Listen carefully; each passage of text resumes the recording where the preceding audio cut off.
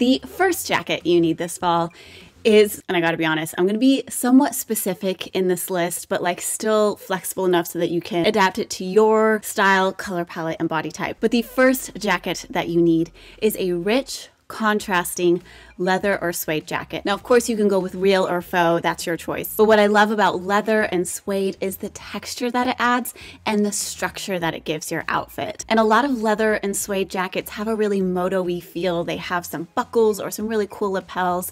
They just have some really interesting structure along with texture that just adds really great style to whatever you're wearing. Now, I also say rich, contrasting. So choosing warmer colors, those fall colors, whatever in your color palette or the colors that you like to wear are those richer tones, go for those. But then also out of those richer tones, choose the ones that contrast most with your skin tone. So if you have darker skin, choosing those lighter, creamy, really light colors. And if you have lighter skin, going for those really dark, camely, even black colors. That contrast is gonna, one, make people notice your jacket, see that structure. It's gonna create such a style statement, but because of the contrast with your literal self, it is going to make people also notice you. That's the cool thing about contrast, is you notice both. So you're gonna stand out, your outfit's gonna stand out, and you're just gonna feel amazing. The second jacket you need this fall is an oversized plaid blazer. Now, this isn't just like, okay, we need to stock up on blazers, because I honestly think you should be doing that all year long.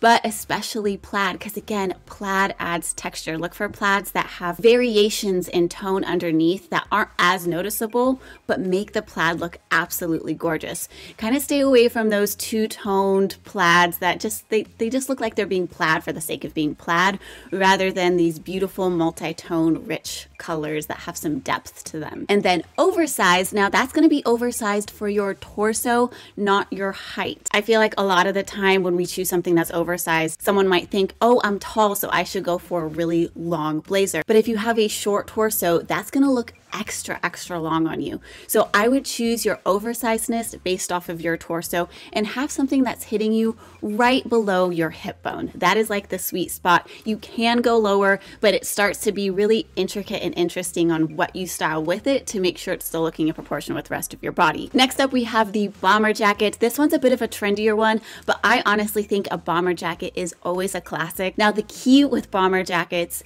is whatever bomber jacket you have, the shirt you wear underneath, you want it to be contrasting to the bomber jacket. You want that bomber jacket to be open.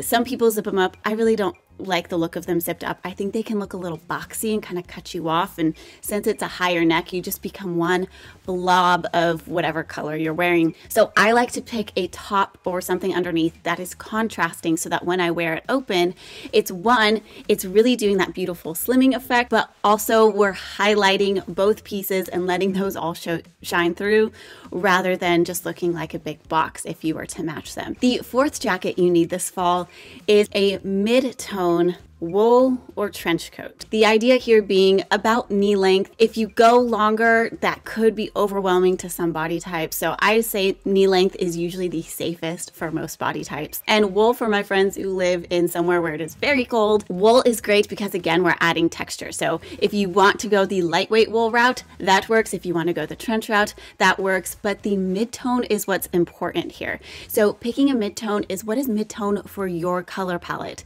Is that camel? Is that tan? Is that a medium gray? Is that a medium olive even?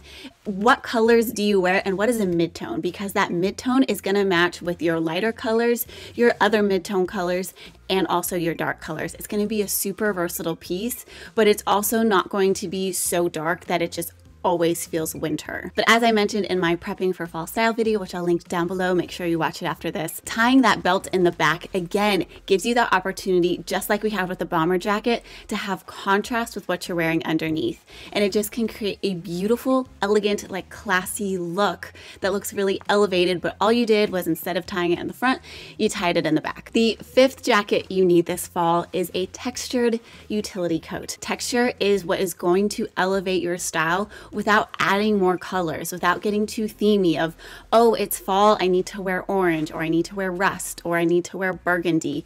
You can wear all the same colors you are already wearing, but just in a more texturized form. And the reason I'm also saying utility jackets is that they are the most flexible, I feel like, out of all of the jackets that we've talked about, because there's some that look more utilitarian, there's some that look more casual, there's some that look really form-fitting and really textured, and some that are really statement. This is where I feel like I've had the opportunity to pick jackets that aren't super cookie cutter, but still show my style and still add some structure and texture to all of the outfits I want to be wearing this fall. And if you love fall style as much as I do, you're gonna love my prepping for fall fashion video, where we plan out our entire style this fall of things to choose and maybe not to choose.